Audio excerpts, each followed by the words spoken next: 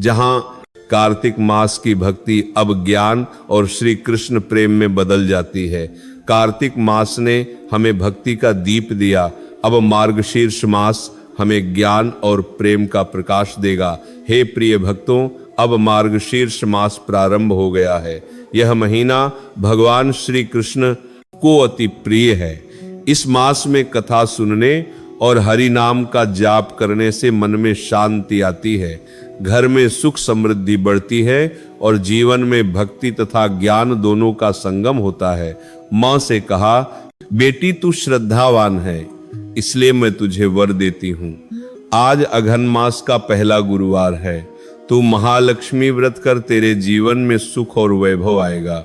श्यामवाला ने व्रत किया, पूजा की और उसी व्रत के प्रभाव से शीघ्र उसका विवाह एक सुंदर राजकुमार से हुआ। वह ससुराल में सुखी रहने लगी।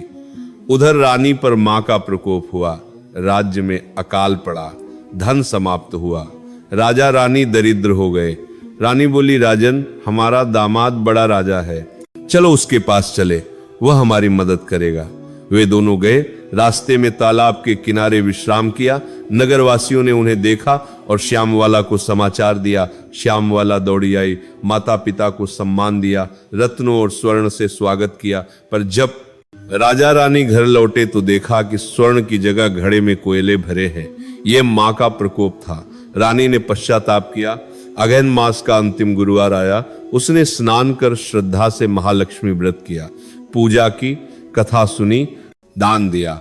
मां प्रसन्न हुई और वरदान दिया, अब तेरे घर में फिर धन, वैभव और ऐश्वर्य की वर्षा होगी, राज्य में फिर सुख लौट आया। रानी आनंद में रहने लगी। कुछ समय बाद श्यामवाला अपने पिता के घर आई। रानी ने उसका आदर नहीं किया, पर श्यामवाला ने कुछ नहीं कहा। लौटते समय उसने थोड़ा नमक लिया। पति ने पूछा, क्या लाई हो मायके से?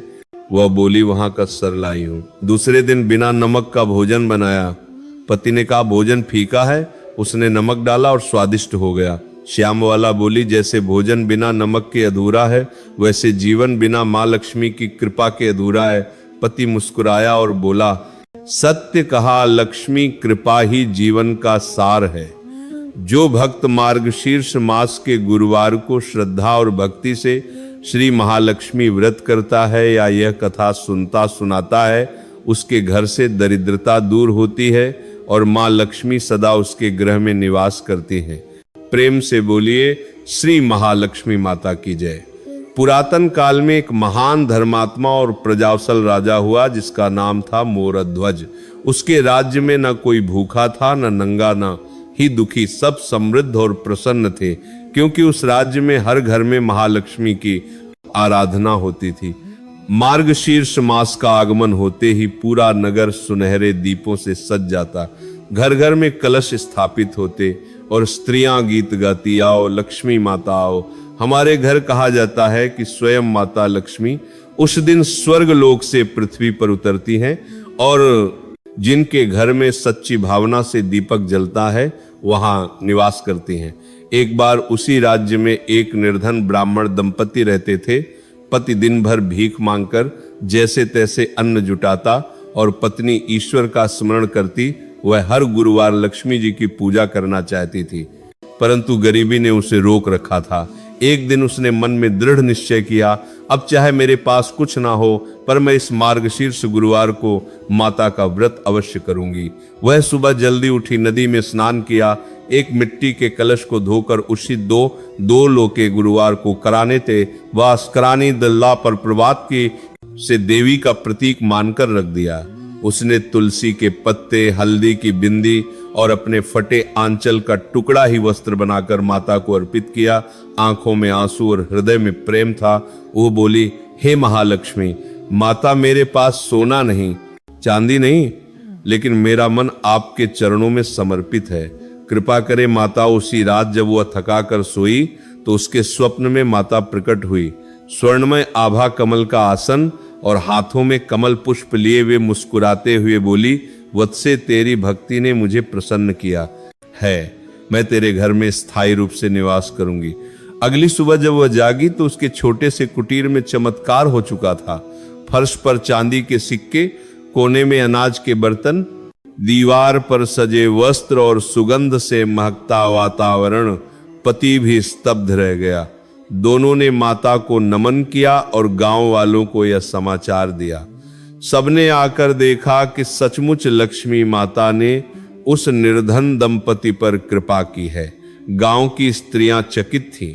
ब्राह्मणी ने सबको बुलाकर कहा, बहनों, ये कोई जादू नहीं, ये तो श्रद्धा का परिणाम है। ये मार्गशीर्ष का व्रत करो, माता प्रसन्न होंगी। उसने सबको बताया कि इस व्रत में क्या करना चाहिए।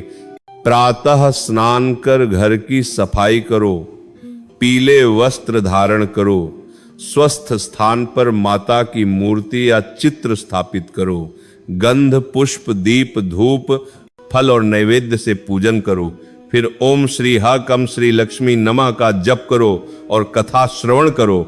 इस कथा को सुनने मात्र से पाप नष्ट होते हैं और धन की वृद्धि होती है। उसी गांव में एक और स्त्री थी जो बहुत घमंडी और लोभी थी। उसने सोचा, यदि सब यह व्रत कर रही हैं तो मैं भी करूंगी ताकि लोग मुझे धनवान समझें। उसने बिना मन लगाए पूजा की, कथा के बीच में ही उठकर चली गई। उसी रात लक्ष्मी जी ने उससे कहा, जहां श्रद्धा नहीं वहां मैं नहीं, दिखावे से मुझे प्रसन्नता नहीं होती। और माखा के बाद श्रद्धा प्रसन्नता नहीं होती। अगले ही दिन उसका घर उजड़ गया, धन चला गया, परिवार में कला बढ़ी और वह दरिद्र हो गई।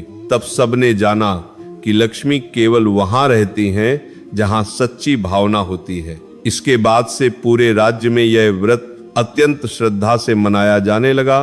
राजा मोरध्वज ने स्वयं यह व्रत किया और आदेश दिया कि मार्गशीर्ष के प्रत्येक गुरुवार को महालक्ष्मी का पूजन किया जाए। 4 गुरुवार तक यह व्रत चलता रहा। पहले गुरुवार को दीपदान, दूसरे गुरुवार को अन्नदान, तीसरे को वस्त्रदान और चौथे गुरुवार को सुहागन स्त्रियों का पूजन किया जाता। चौथे सप्ताह उद्यापन के दिन 7 सुहागिनों को साड़ी, बिंदी, मिठाई और दक्षिणा देकर उनका आशीर्वाद लिया जाता। कहते हैं कि उसी दिन देवी स्वयं उस घर में प्रवेश करती हैं जहां ये उद्यापन किया जाता है। कथा का सार यह है कि धन केवल श्रम से नहीं बल्कि ईमानदारी और श्रद्धा से बढ़ता है।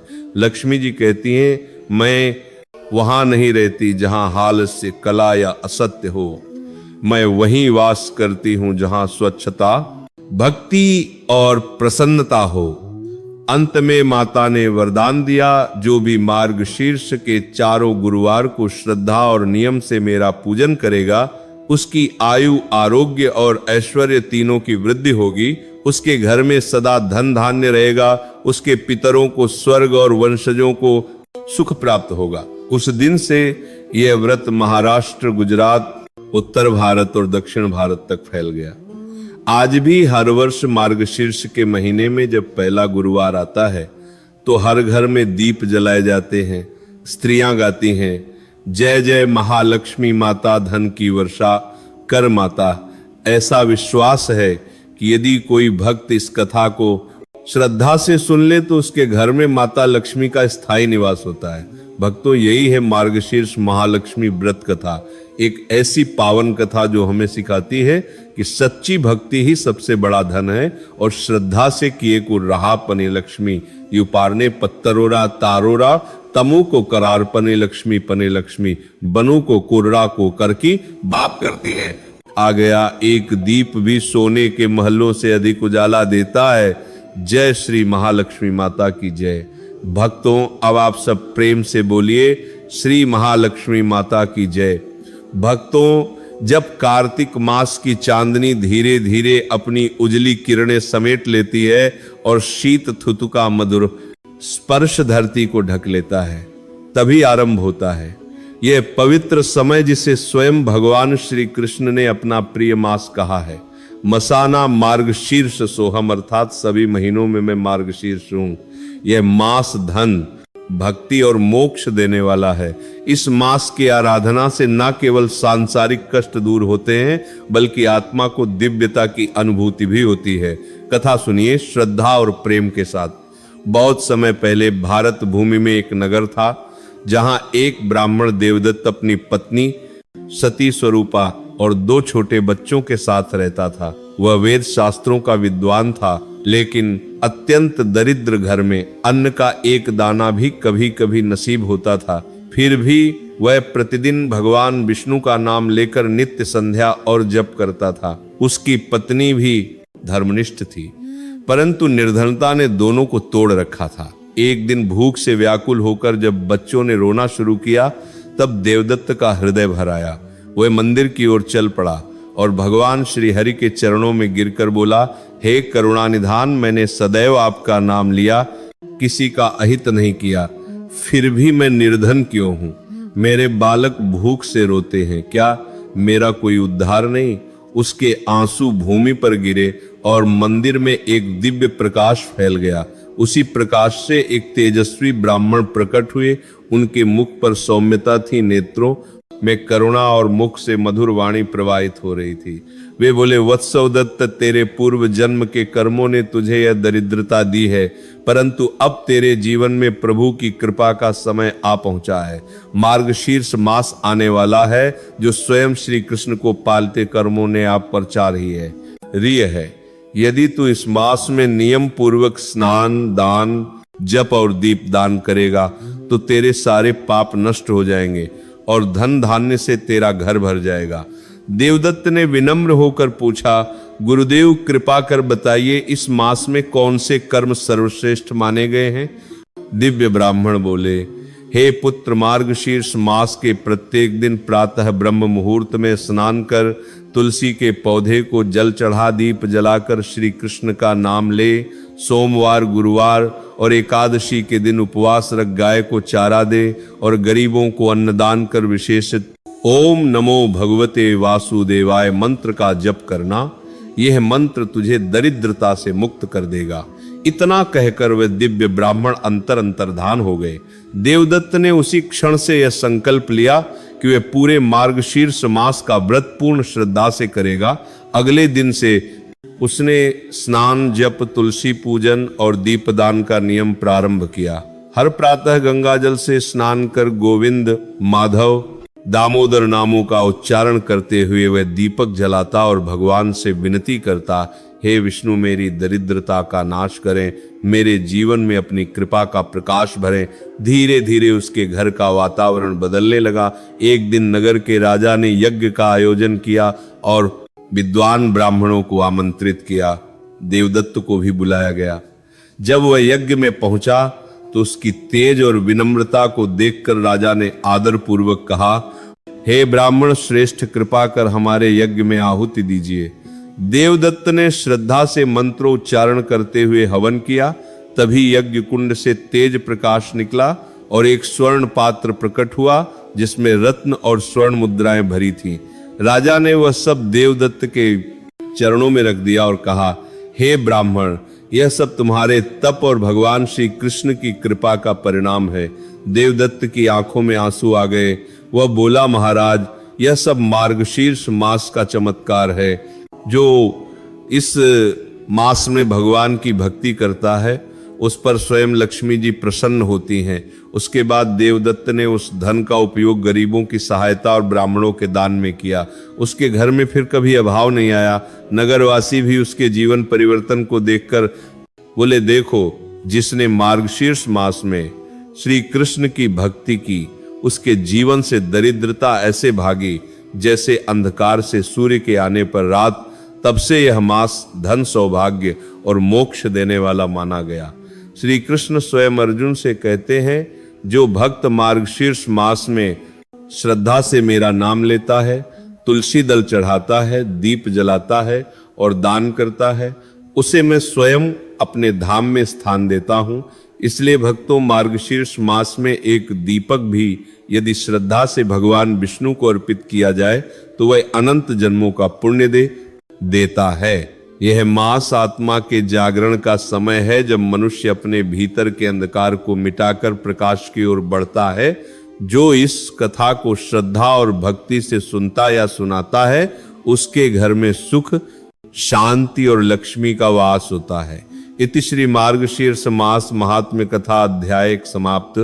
हरि नाम ही जीवन का सच्चा आधार है। प्रेम से बोलिए जय श्री कृष्ण। ऐसे ही और भी रोचक और आध्यात्मिक वीडियो के लिए चैनल को सब्सक्राइब कर लें। दोस्तों, आपको ये कथा कैसी लगी कृपया कमेंट करके जरूर बताएं। वीडियो पसंद आया हो तो लाइक करें और